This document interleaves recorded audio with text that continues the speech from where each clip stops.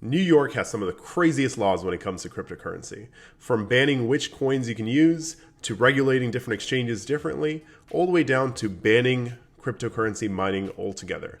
So if you're someone who wants to buy crypto in New York, keep on watching because I'll break down exactly how to do that, which exchanges to use, and how you can get started with cryptocurrency in New York. Hey guys, this is Mark from Personal Finance for POCs. This is a channel where I help you make more money, save more money, and live your personal finance dreams. In today's video, I'm going to show you exactly how to buy cryptocurrency in New York. If you don't know, or if you're someone from outside of the New York market, this video will still be helpful for you because it'll help you identify ways to buy cryptocurrency, which exchanges to use. If you're not from New York, you can still watch this video and it will help you figure out how to buy crypto and get started if you haven't already. But if you're in the New York market, this is the video for you to help you understand how to buy crypto without running into any legal troubles. The first thing you need to know about buying crypto in New York is what regulations exist in the state today. New York is the most conservative when it comes to allowing its residents to buy cryptocurrency in the state. It has a ton of different regulations that prevent you from doing different things in the crypto space or the Web3 space, and we'll break down some of the most important ones here. First of all, it forces anyone in New York to go through regulated exchanges in order to buy their cryptocurrency legally. A regulated exchange in New York is an exchange that has registered with the government of New York and has what's called a BIT license to buy crypto on behalf of its residents. Second, New York also has some restrictions on what types of cryptocurrencies you can buy. And so even if you're on an exchange that allows you to buy crypto, you still may not be able to buy the crypto that you want from that exchange. And so that's a limitation you should be aware of. Third, New York and the United States more broadly forces cryptocurrency exchanges to go through what's called a KYC or know your customer process. This means if you want to buy cryptocurrency in New York, you will have to declare to the platform that you're buying on your name, your address, your social security number, and other information that the government will need in order to tax your crypto holdings properly. And finally, there are some actions within the Web3 world that you actually can't do in New York because the government doesn't allow you to do those or doesn't allow exchanges within its borders to do those. An example of one of these actions is something like staking or lending your crypto tokens. Generally speaking, as an exchange, you need special permissions in order to allow users to do those actions. And generally, there aren't a ton of these exchanges that have those permissions today. I will, though, talk about one special exchange that has crypto lending as an option for New York residents.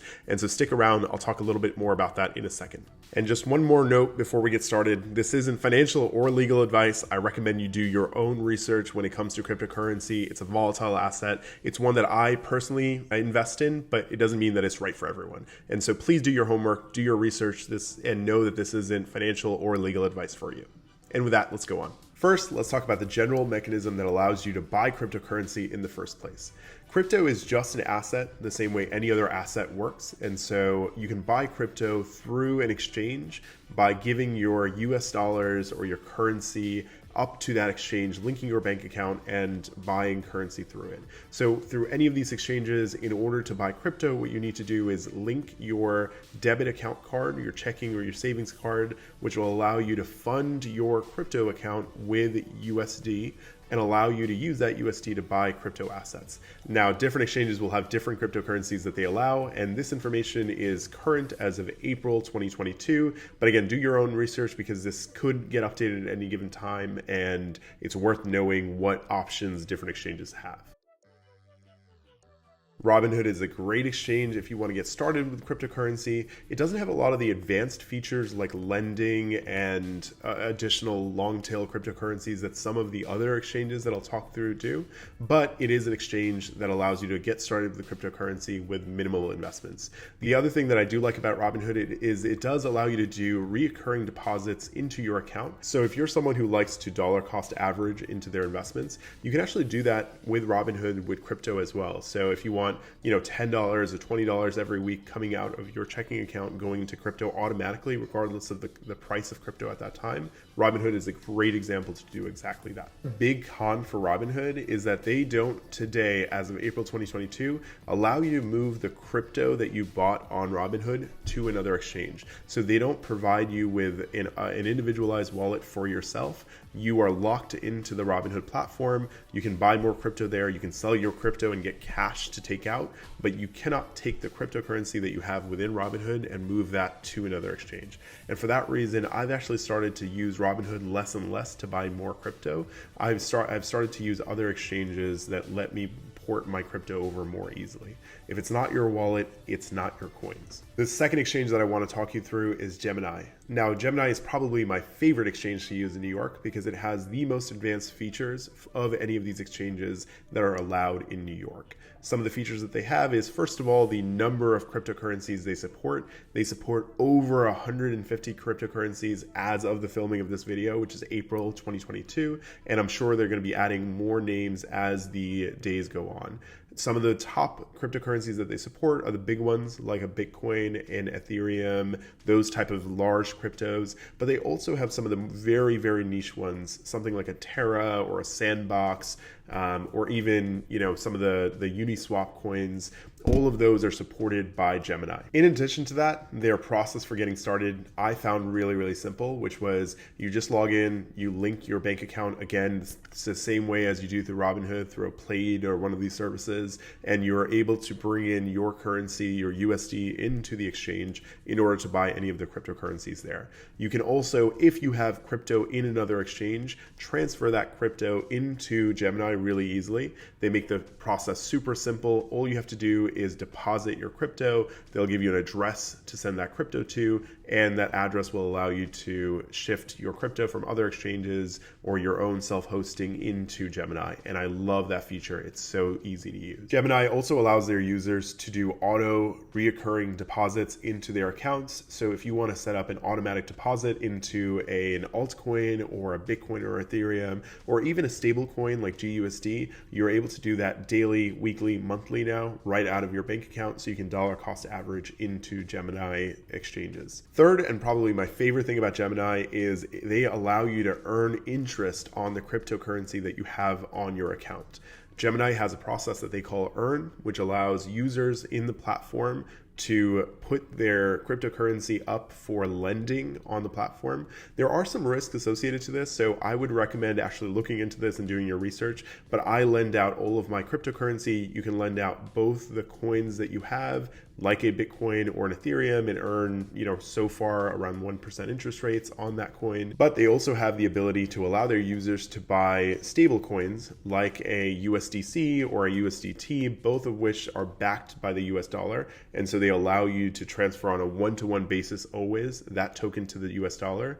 And so they allow you to purchase those and put those up for lending on the exchange. And as of the filming of this video, the interest rate for these stable coins is absolutely fantastic. On the Gemini stablecoin, GUSD, they're giving out 6.9% interest per year just for holding your money there. And they also have similar interest rates on things like Circle and Tether. And so an amazing option if you're someone who wants to dip their toes into crypto lending but doesn't want to take on a ton of risk. One other thing that I like about Gemini is they do allow you to get a Gemini credit card, which gives you 3% crypto rewards back on any purchase. That's one of the best cash backs that I've seen. And so that is a big, big plus to be able to earn crypto anytime that you go out and spend. So if you're someone who does travel hacking or someone who does credit card hacking, this is a great option for all the other purchases that don't cleanly fit into one of the rewards categories for another credit card.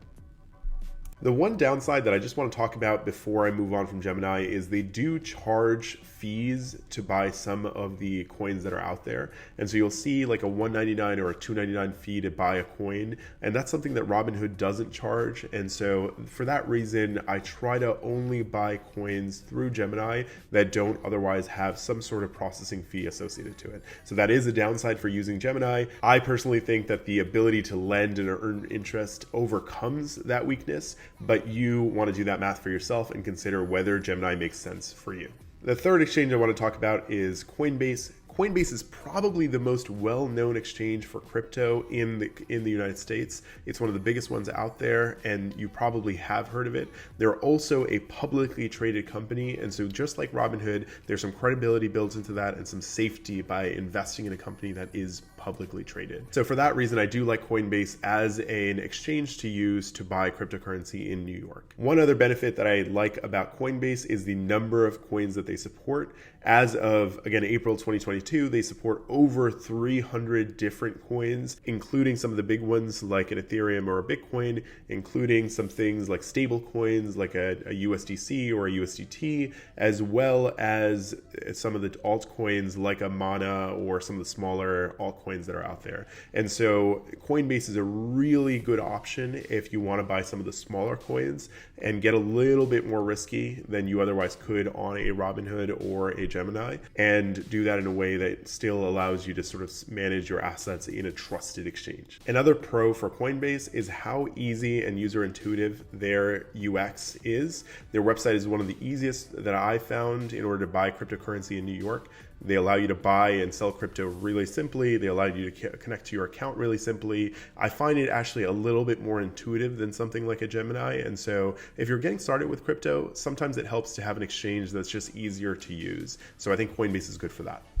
There are some cons for Coinbase also.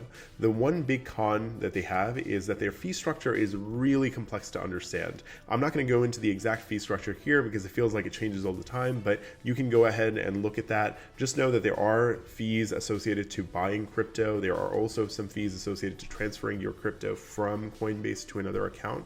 And so just be aware of that. I don't like Coinbase for this reason specifically, is I find that they don't have enough interest-bearing features that allow me to earn anything on top of the crypto that I'm buying, and they charge me a ton of fees when it comes to buying crypto. And so for that reason, I actually tend to use another exchange unless I'm buying something that Coinbase doesn't charge me fees for. The last exchange that I'll talk about is an exchange called KuCoin, KuCoin. KuCoin is a really interesting exchange. It's one that I find much more difficult to use than a Gemini or a Robinhood or even a Coinbase, but it does have some interesting features that I think are worth exploring. First of all, they allow you to buy over 200 different cryptocurrencies. And so while they're not as big as a platform like Coinbase, they do have a lot of different options for you in terms of buying different exchanges. They also have different earn options that some of the other exchanges don't really have.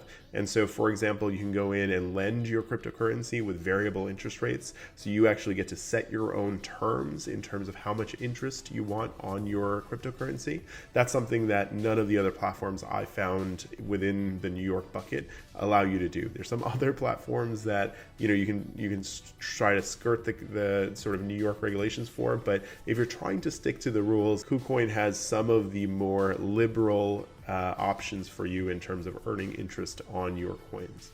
KuCoin actually also allows you to buy things like NFTs, and if you're interested in buying NFTs, it's one of the list that I provided, it's one of the platforms that makes it easiest to buy NFTs here. Now, this isn't a video about NFTs, and I'm not actually going to go into all the details of what they are and how to buy them and how to trade them, but if you're interested in NFTs, KuCoin does give you the option to buy those. Now, there are some downsides when it comes to KuCoin. First of all, I just find their user interface completely confusing to use. They have one of the more complex user interfaces that is out there. I think part of the reason why is because of all of the different features that they have. And so if you're someone who's newer to crypto, it's probably not the exchange that I recommend starting with, even though it does have some cool features in it.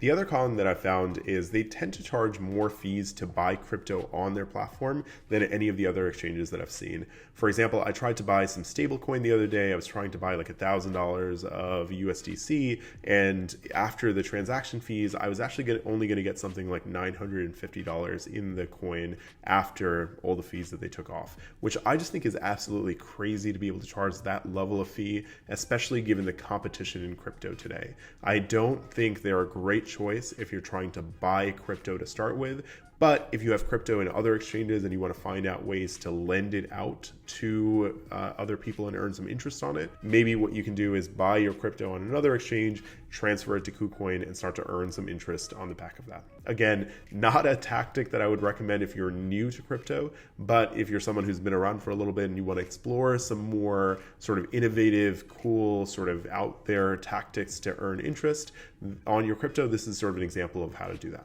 So those are the exchanges that I know allow you to buy crypto in New York. There are other ones out there, but I tried to focus on the ones that are the largest and most reputable, so that will allow you to sort of invest your money but not lose it over time. If you're wondering which exchange I recommend if you're getting started on crypto, I'll actually give you my recommendations, but I'll mention that this isn't financial advice and you should do your own research.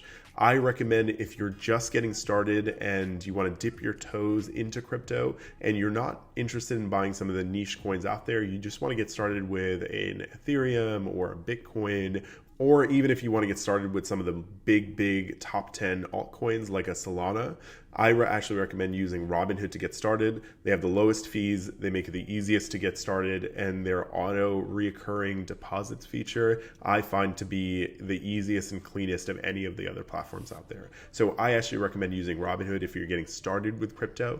Now, if you're someone who wants to get a little bit more advanced and wants to earn some interest on the crypto that they're making, and it's important for you to own your own wallet keys and not be locked into a platform like Robinhood, I actually personally use Gemini a lot.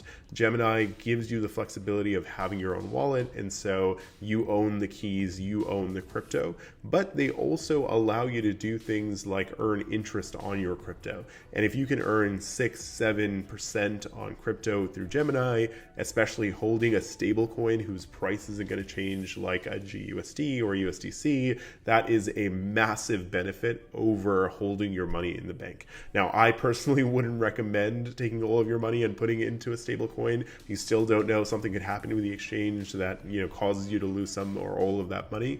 But I personally have taken a percentage of my own funds that I keep in cash, put them into Gemini, and so those are earning interest for me in a way that my regular bank account just doesn't allow me to do. So this has been how to buy crypto in New York. If you like this video, please hit the like button down below. It helps others find this video. And if you have any questions in terms of which exchanges to use or certain features about the different exchanges, I'm starting to get really deep into which exchanges and what different features are out there. Feel free to comment down below what questions you have or thoughts or comments. If there's other exchanges that I should have talked about and didn't, other exchanges that you like if you live in New York, please comment down below. I'm seriously curious. This is a space that I want to learn a ton about, and so I'm probably going to be making more videos on this. If you want to watch those videos, consider subscribing. I make a ton of really good content around finance, personal finance. Crypto is something that I'm starting to create more content around.